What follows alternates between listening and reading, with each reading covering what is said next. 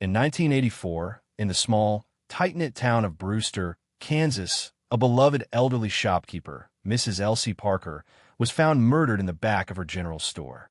The town was shrouded in fear and outrage. The police had little to go on. No murder weapon, no clear motive, and no witnesses. Except, it seemed, for a 16-year-old boy named Leo.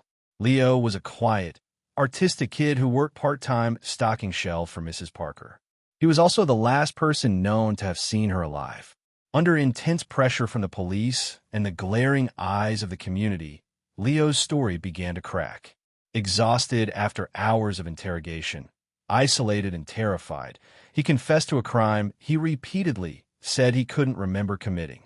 The prosecution's case was thin, but Leo's confused confession and a single, blurry security photo showing a figure near the store that could be him were enough. The town needed closure.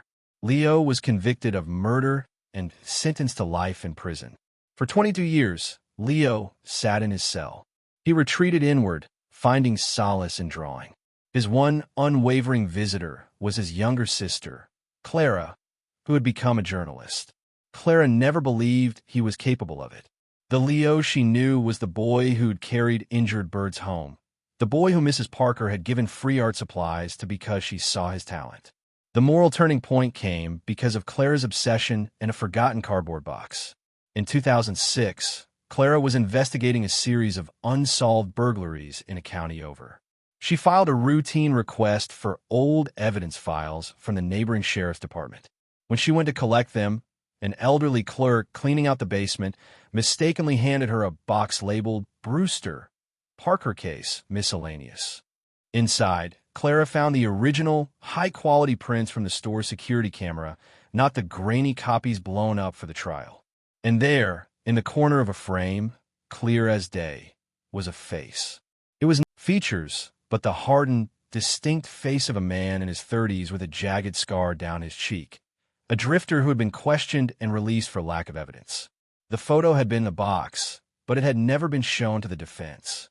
The moral crisis now spread beyond Leo's cell. It landed on the desk of the current district attorney, a woman named Sarah Chun. Sarah was a law and order prosecutor, proud of her conviction rate. Clara brought her the photo. Sarah's initial reaction was defensive. The case was closed. The jury had decided. To reopen, it would shake public confidence, admit a terrible failure, and potentially unleash a guilty man. Here, the story becomes deeply moral. Sarah had a choice: protect the system's perceived integrity or pursue justice, even if it meant dismantling a verdict she had nothing to do with. One night, looking at the clear, haunting face in the photo, and then at a recent drawing Leo had